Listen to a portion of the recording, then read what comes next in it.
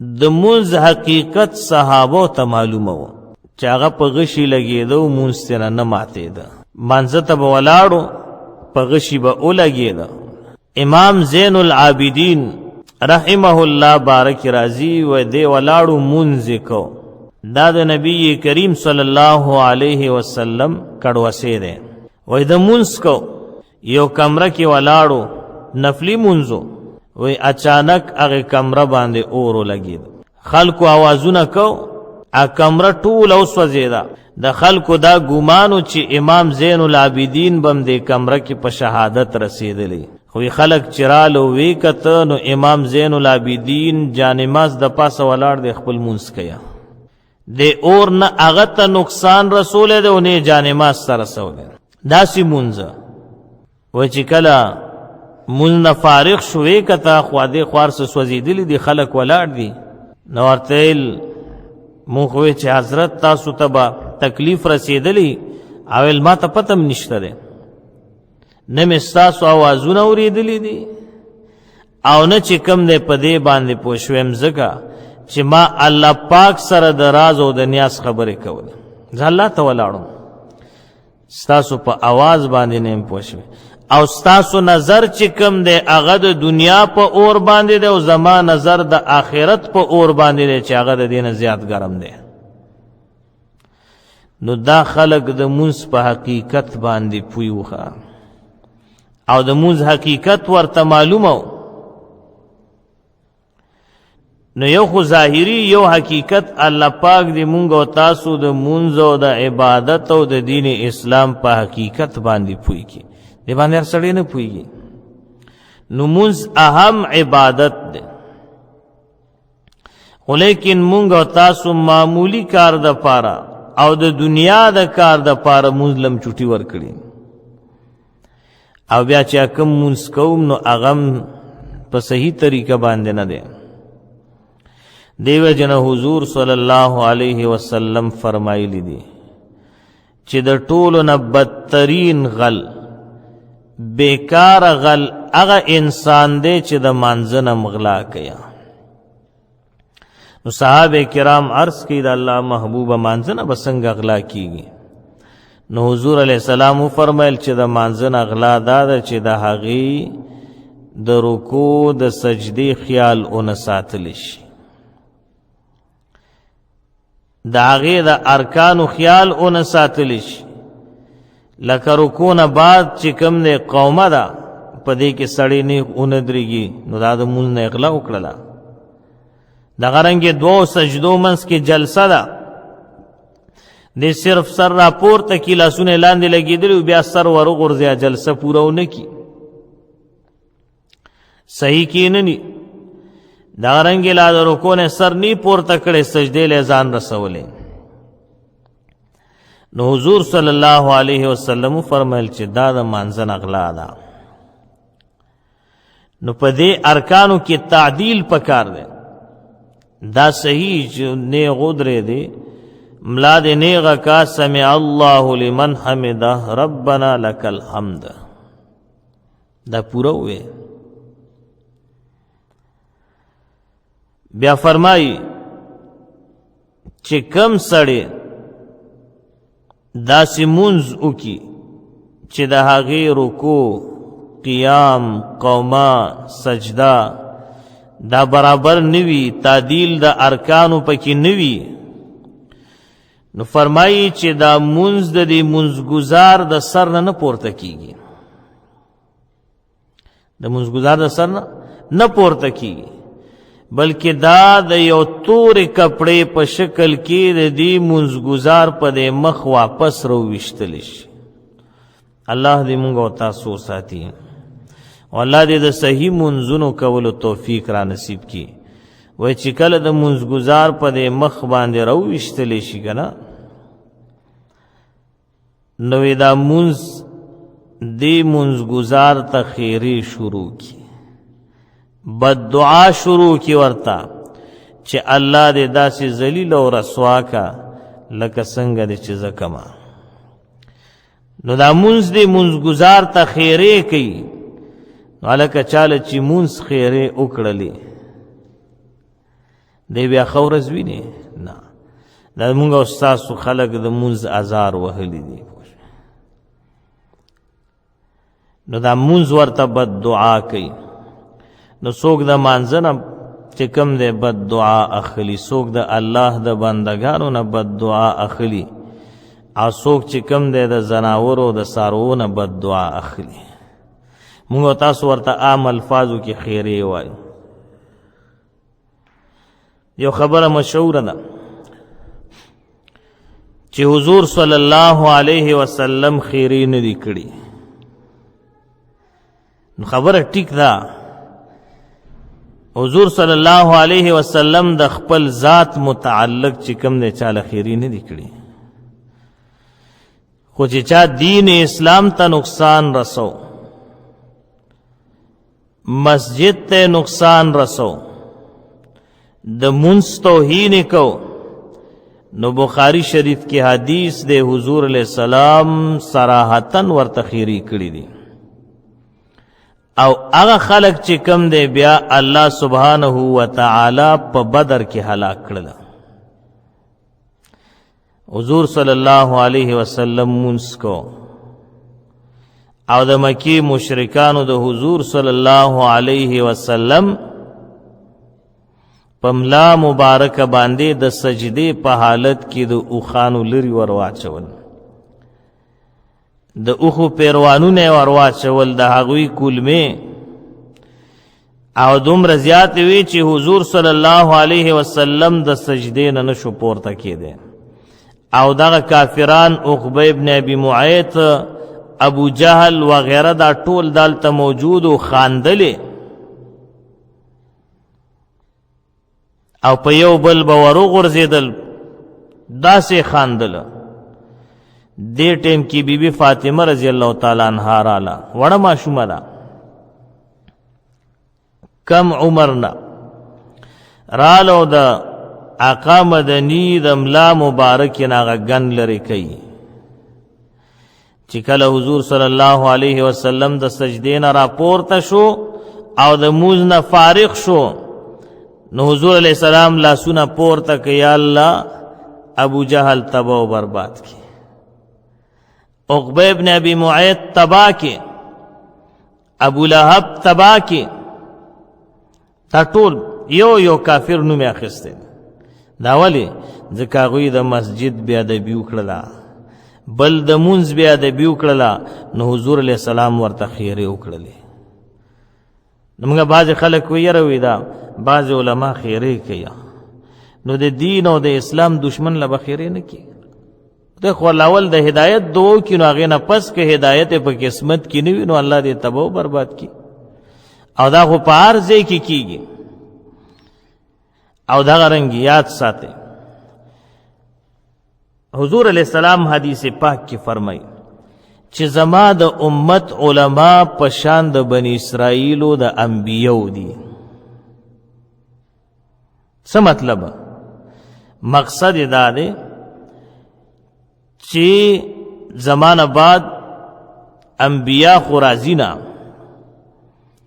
نو د دین تبلیغ چې څنګه د بنی اسرائیلو پیغمبرانو کو نو داسې به زما د دین چې کم علما دي نو هغوی به څه کوي د دین تبلیغ به کوي خو لیکن د بنی اسرائیلو په علماو انبیاو باندې تکالیف راغلیو که نه نو دا قرنګي دې طرف ته اشاره ده چې په دوی باندې به هم تکالیف راځي خو بیا یاد ساته د بنی اسرائیلو انبیاو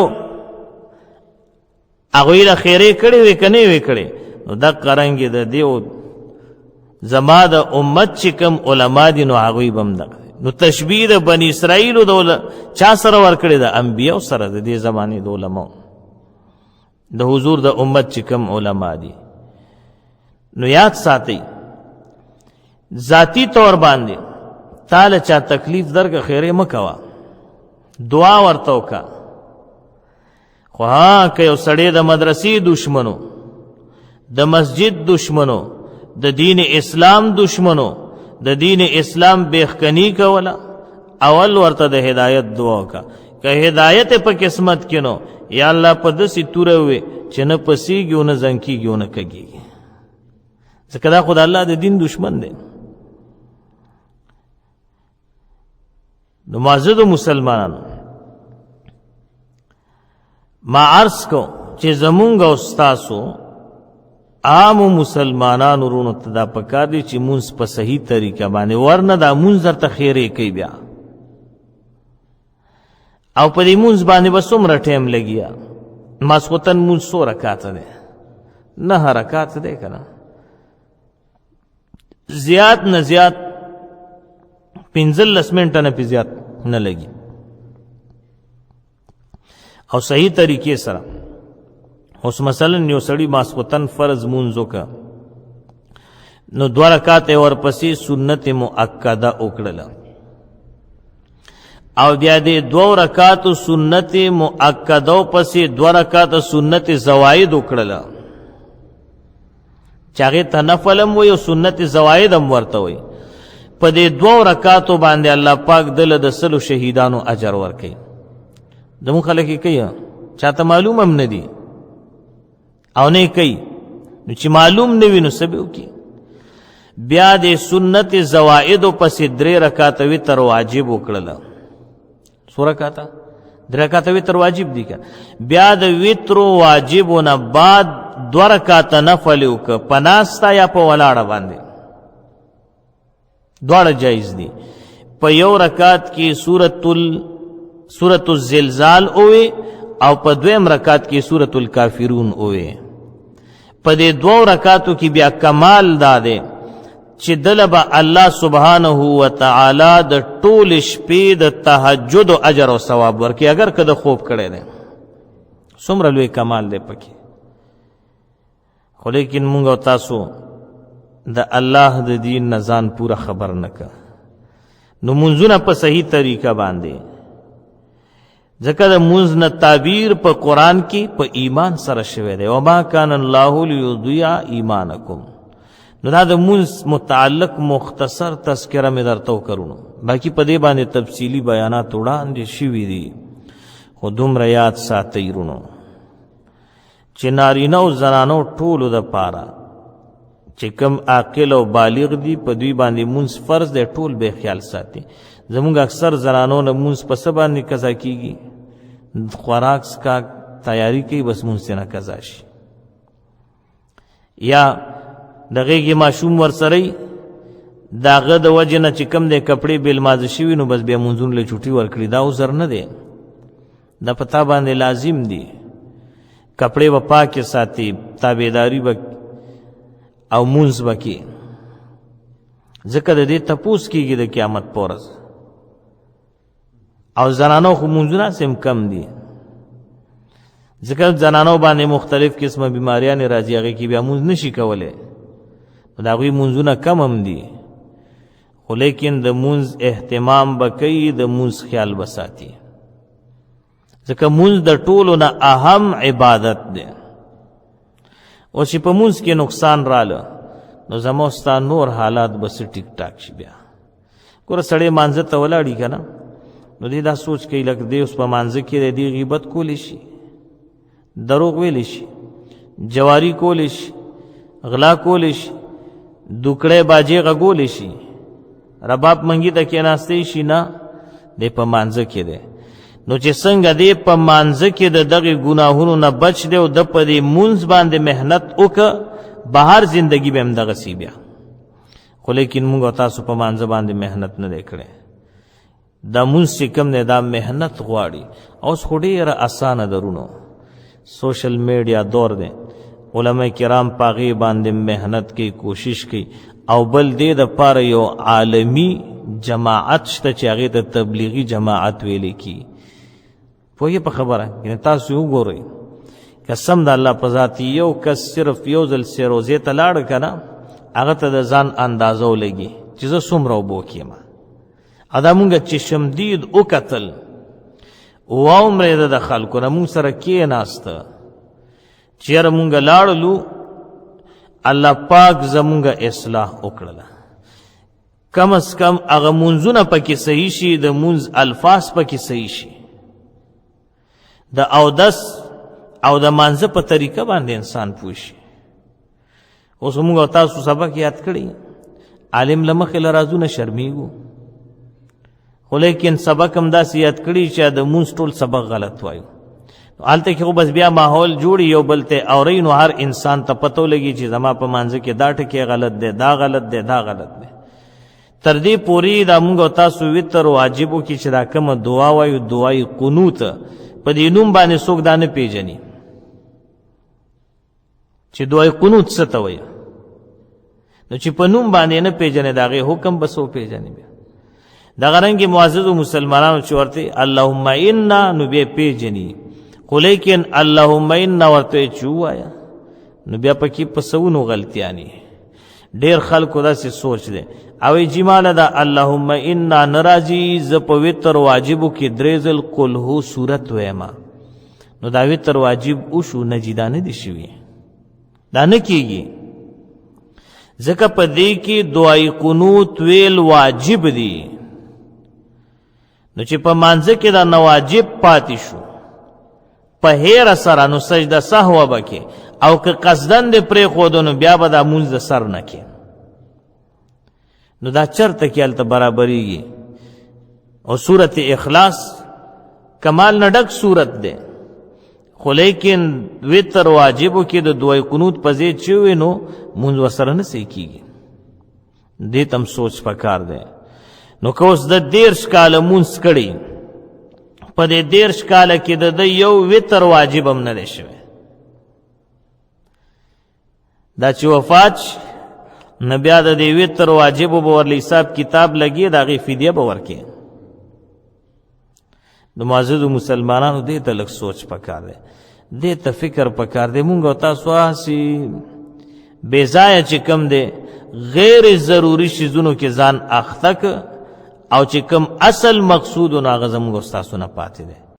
حضرت براء ابن عازب رضی اللہ تعالی عنہ فرمائی چې کله رسول الله صلی الله علیه وسلم مدینه منوره ته تشریف راوړو، نو 14 یا 19 میاشتو پوری بیت المقدس طرف ته به منځونه کول، او د رسول الله صلی الله علیه وسلم دا خوښه وه چې خانه کعبې طرف ته منځ وکړي، او قبله چې کم دی خانه کعبه وګرځي. بیا الله سبحانه وتعالی دا آیت مبارک نازل که قد نرى تقلب وجهك في السماء فلنولينك قبلة ترضاها فول وجهك شطر المسجد الحرام. دا آیات مبارکہ نازل شو د سورة البقره 2 سپاره ده.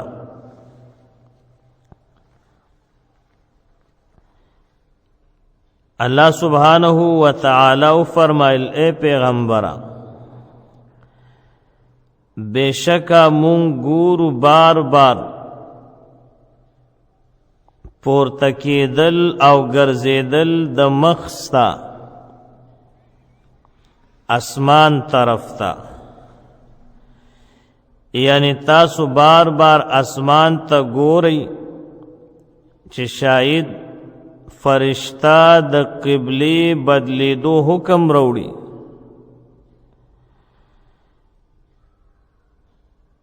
نو مونږ به ضرور وګرځو تا داسې قبلی طرف ته کومه چې ستا خوښه ده، یعنی بیا مونږ درته حکم د دې کو پس ته خپل مخ په طرف د مسجد حرام یعنی خانه کعبه وګرځوا.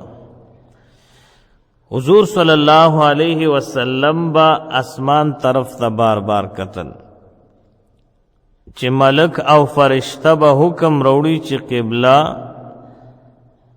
بدل شو، یعنی ستاسو د پاره قبله چې کم دی هغه کعبه مبارکه ده. دا د حضور صلی الله علیه وسلم تمنا وه. نو الله سبحانه وتعالی دغه آیات مبارک نازل که او پدې کې حکم راله چې تاسو مخ د قبله یعنی د کعبه مبارکه طرف ته وګرځوئ. دغه ټیم کې چې کله حکم راله نو حضور صلی الله علیه وسلم د مازیګر منځ د کعبه طرف ته وکړ. نو یو صحابي دی دا د حضور صلی الله علیه وسلم سره د مازیګر په دې منځ کې شریک و. کله چې دی بهر راووته د انصارو په یو قوم باندې د مرور او تیرېدل وشو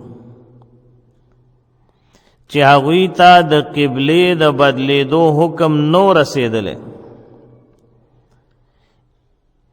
حضور صلی الله علیه وسلم کعبه طرف ته مونځ وکړ او دا صحابي فرمایي چې زه راتلمه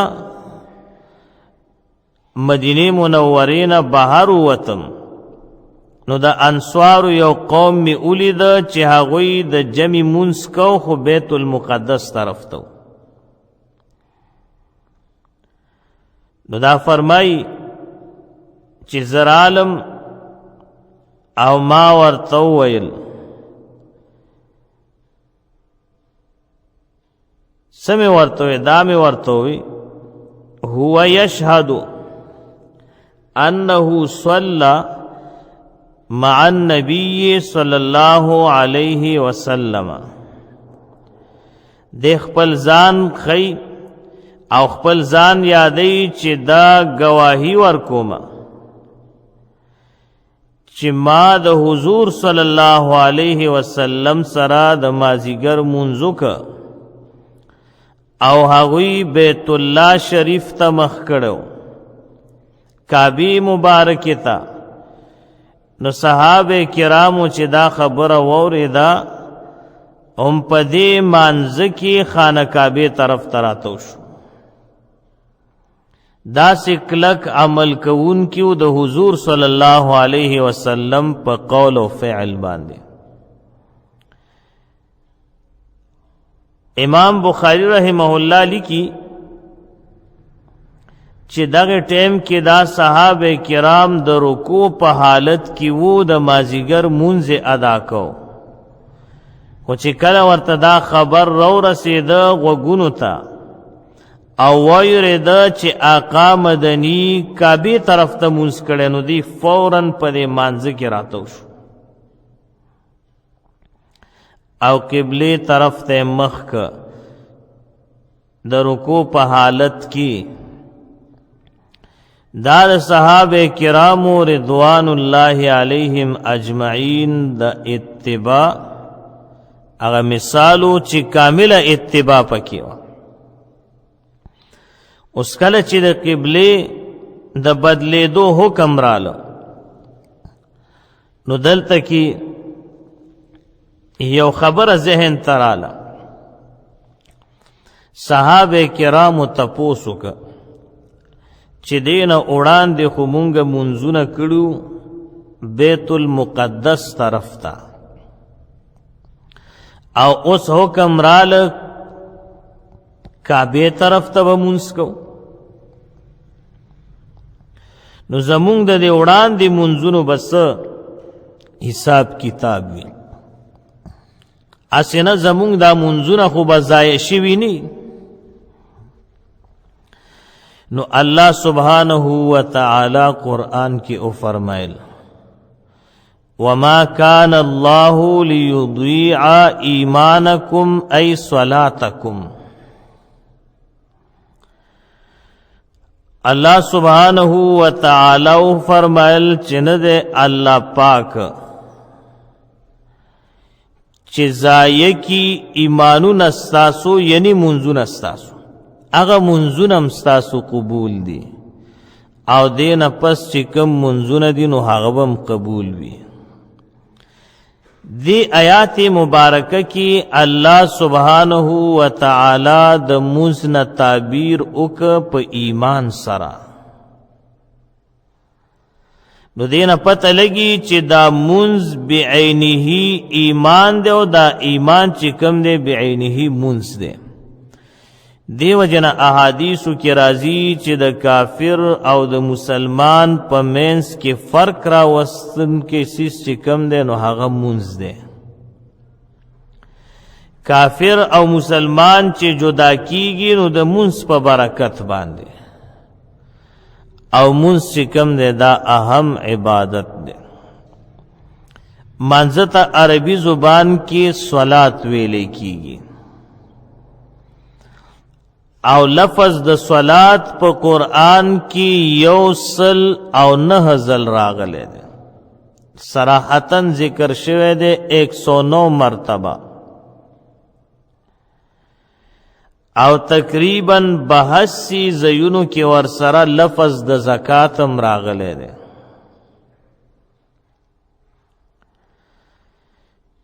نو لفظ د صلات 109 ځل دې کې اهمیت د مانځه ته اشاره ده. دغه رنګ تذکرہ د مانځه په نیکو کارونو کې او په عملو صالحات کې. دغه رنګ الله سبحانه و تعالی قرآن کې فرمایي یا ایها الذین آمنوا استعینوا بالصبر والصلاة. دا مونږ په دې صبر کې داخل دی خو الله مستقل ذکر کا. دیتا تخصیص بعد التعمیم ویلې کیږي. خلاصه د خبره دا ده صراحتاً کنایتاً اشارتن او ضمنن دا ټول چې را جمع کی نو د مونځ تذکره بیا قرآن کی 250 ځل راغلی ده. 750 مرتبه. دین د مونځ اهمیت معلومیږي.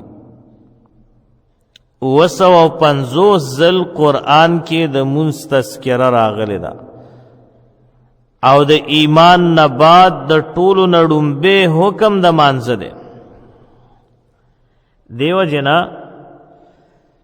حدیث پاک کې راځي چې د قیامت په ورځ به د ټولو نه اول حساب کتاب د مونځ په باره کې وي.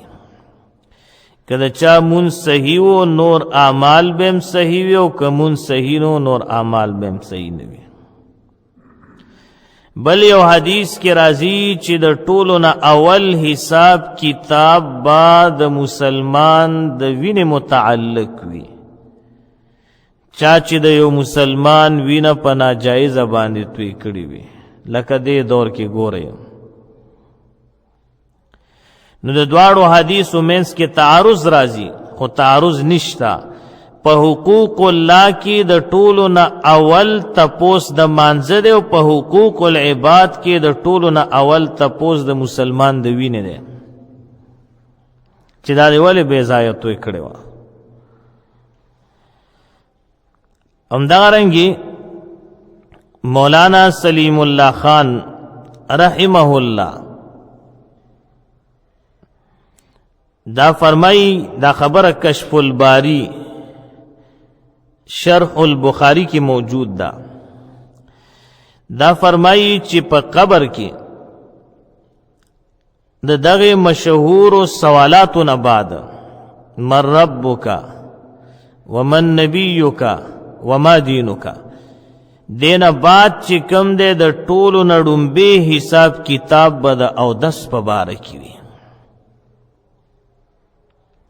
دا قبر د آخرت د پاره مقدمه ده او اودس د مانځه د پاره. نو په قبر کې ډومبې تپوس بیا د اودس په باره کې دی چې اودس به څنګه کو او د قیامت پورز د ټولو نه بیا ډومبې تپوس د مانځه باره کې دی. نو مونځ دا اهم عبادت دی. دیو جنا د مانځه باره کې راځي اقیموا الصلاة، منځونه قائم کوي. داسې نه دی ویلي چې منځونه وکوي. منځ کول او منځ قائمولو کې ډېر فرق دی. موږ تاسو منځ کوو خو لیکن د مانځه په حقیقت باندې نه یو پوهې او د مانځه حقیقت نه پیژنو.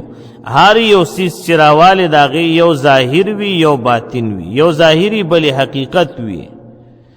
نو موږ تاسو خو مونځ ظاهري دی ته وایو چې به سړی ښکته پورته شي، ورنه د مانځه حقیقت جدا دی.